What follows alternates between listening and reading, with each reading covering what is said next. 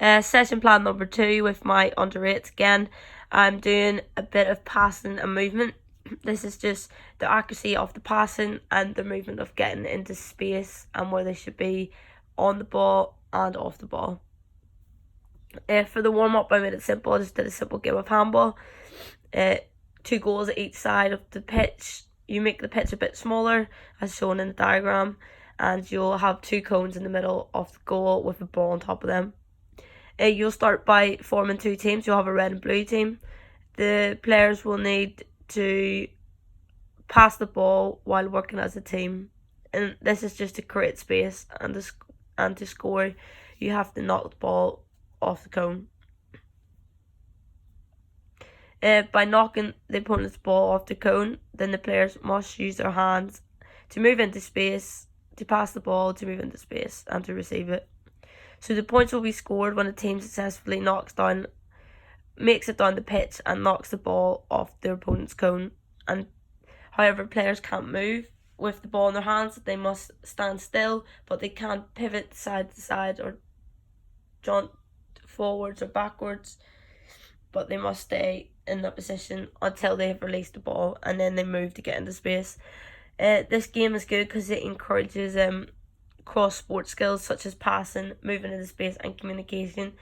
2 of the main things that I'm looking to get out for this session and to get into my players' head, so that they're all not like a magnet towards the ball, which tends to happen throughout a match for me, which was one of my weaknesses as coaching this team, is that the players seem to think the ball is a magnet and they all crowd around it. So I'm looking for them to get into space and also to communicate with their team effectively to score the points. I'm looking for them to stay on their toes, so they're constantly on the move, staying on their toes, they're not still. And I'm also looking for communication and quick decision making of how they're going to get the ball up and down the field. The next game that I'll do with them as the main content of the session is a game called Ouch. I like to play it with my kids. It can even be done as a warm-up sometimes, but it's nice to start it off as a main session, just a nice weak game. Every player will start with the ball, and the coach will stand in the middle, like shown in the diagram. The coach will jog around the pitch, and the players will try to kick the ball at them. The players will get a point each time they kick the ball at the coach. Every time the coach gets hits, they should shout "ouch." This just adds a bit more excitement and a bit of laugh for the children, and that just constantly wants them to keep hitting you with the ball. My coaching point for this game is I'm looking for accuracy. So can they hit the coach first time, even from a long range or short range. I'm also making sure that the kids are using the correct part of their foot. I've taught them that there are 6 bits of the foot that you can kick a ball with, but I'm looking for them to use their inside bit of their foot and even their laces. And really encouraging the players to keep their head up so that they know what of the awareness of their surroundings, and to look for the coaches on the move. It's very important that the children keep their head while dribbling, because most of them tend to keep it down, so then they dribble off the pitch. So I'm looking for them to keep their head up, to know that they're staying on the pitch, and to be aware of who's around them so they're not bumping into each other. Then we move on to the last part of the session, which will be an end zone game. So I will set them into a 3-3-3, like shown on the diagram, in a quarter of the pitch. Each team picks a goalkeeper. The players may use their hands in the defensive end, but they cannot stay inside the end zone.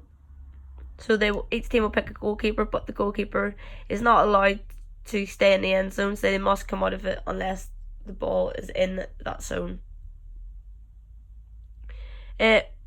Once they've lost the ball and the ball's out of the end zone, the goalkeeper then acts as a forward as their attack on their team breaks. A team must make at least 2 passes before they can shoot, and I'll award 3 points for every successful pass and 5 points for every goal.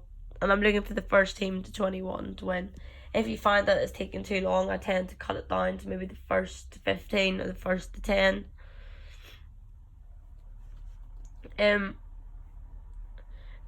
The main coaching points I'm looking at for throughout this is keeping the passes on the ground. So I don't want to see my children putting it up, because that's no use to me in a match.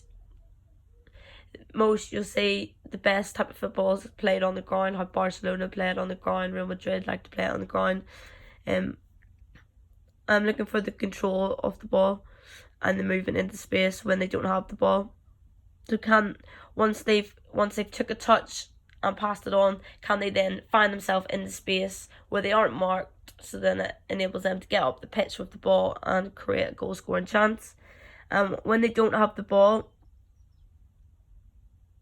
I would like them to change the keeper every 2 minutes. This just gives it a fair chance for everyone.